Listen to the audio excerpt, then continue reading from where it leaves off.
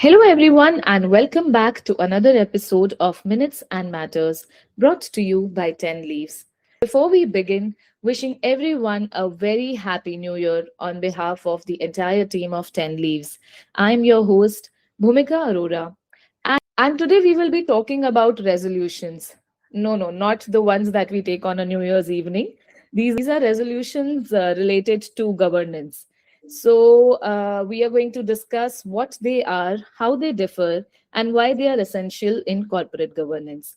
And joining me today is Bhakti Dave. Hi, Bhakti. Hey Bhumika, thank you so much and wish you a very happy new year to all. Yes, Bhakti, wishing you the same. Bhakti, like we always start with understanding the basics. So, can you please explain, like in simple terms, what exactly a resolution is? Yes, Bhumika, a resolution, we can say it is a formal decision that is made by a company on any specific agenda that has been agreed upon. It is an official proof that a decision was made. Now, resolutions are mainly passed by either board of directors, that is called as board resolution, or by a shareholder of the company or any class of member that is called shareholders resolution. Okay. Like you mentioned, board resolution. So let's try and understand what a board resolution is first. Yes, a board resolution, as the name itself says, it is a decision that is taken by the board of directors during a board meeting or by a written resolution. At its Okay. simplest, we can say a board resolution is a formal record of a decision that is made by the board of directors. It's an official voice of the board. Mm-hmm. Okay. So official voice of the board. All right. And Bhakti, like, can you elaborate on this with some examples, maybe? Yes, so normally board resolution it includes agendas or the decisions made on like appointment or resignation of any senior officers or recommending distribution of dividend to the shareholders approval or approval of any contract or agreements or opening of bank accounts or authorizing any authorized signatory or delegation of authority to any officers. So these are the normal which are passed by the board of directors. There are obviously many other points that are approved by the board, but to be at the very simplest term, these can be approved by the board of directors. Now, board of directors, they usually require a majority vote of directors unless the articles of the company specify otherwise. Mm-hmm. Okay. So this was about board resolutions, and moving on to shareholder resolutions. Now, can you explain more about shareholder resolutions, please? Yes, again, as the name suggests, shareholders' resolution is a decision made by the members or the shareholders of the company. Now, these resolutions are mostly required for any major or strategic matters that affects the company's structure or ownership. Now, in Okay. the shareholders' resolution, there are two types of resolutions that are passed. One is the ordinary resolution, and the second is the special resolution. Mm-hmm. When we say Okay. about, yeah, so ordinary resolution are normally used for the ordinary business, like the regular ones or recurring tasks that keeps the company's function. Ordinary resolution of the members or the class of members means a resolution that is passed by a simple majority. So when we say ordinary resolution, it has to be approved by a simple majority of the votes. So the examples for ordinary resolution may include appointing or reappointing or removal of directors, or the one which the board recommended for declaration of dividend that can be approved by the shareholders, or appointing or reappointing of any auditors or cessation of auditors, or accepting or approving the audited financial statements or any supporting or director's report. So these all can be included in the ordinary resolution. Mm-hmm. Okay, that makes it a little clearer. And what about special resolution, Bhakti?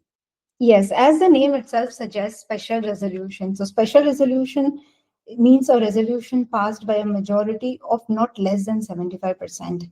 So, in order for a special resolution, the approval of majority of not less than 75% votes has to be there.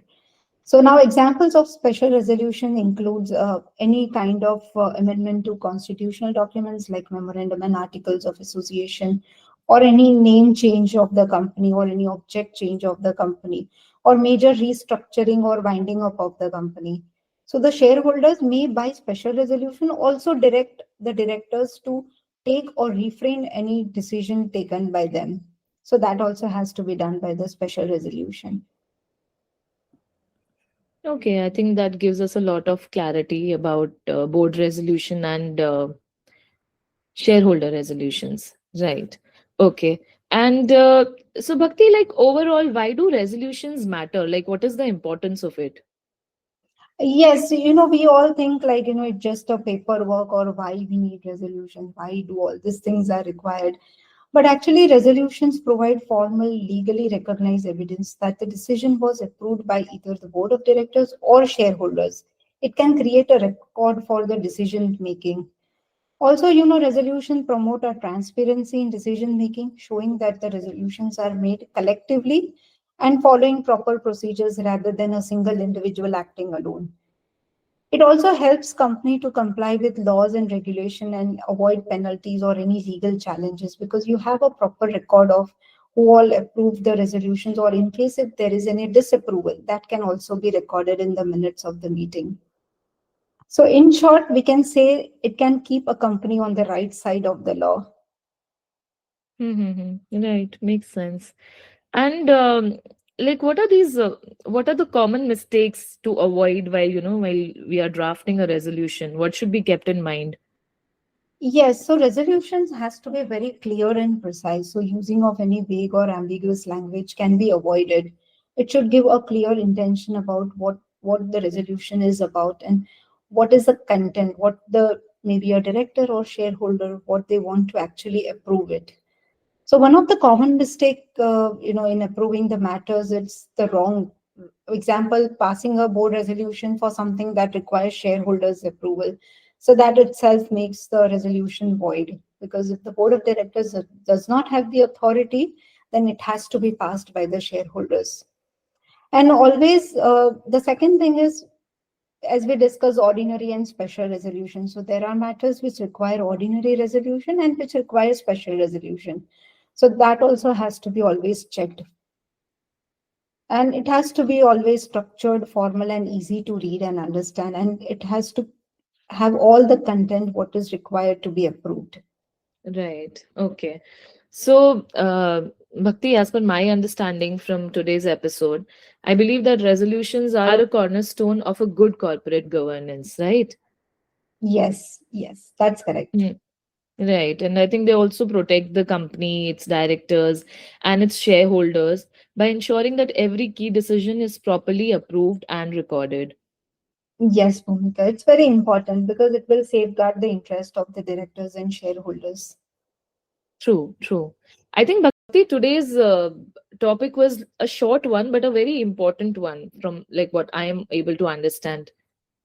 Yes, sometimes what happens is the small things are missed out, or it's not oversight has not been given properly, but it's always important. Right. So, thank you, Bhakti, for giving us your time and sharing these insights. These small things I think really matter a lot. So, thank you once again. Thank you, Bhumika. It's always a pleasure.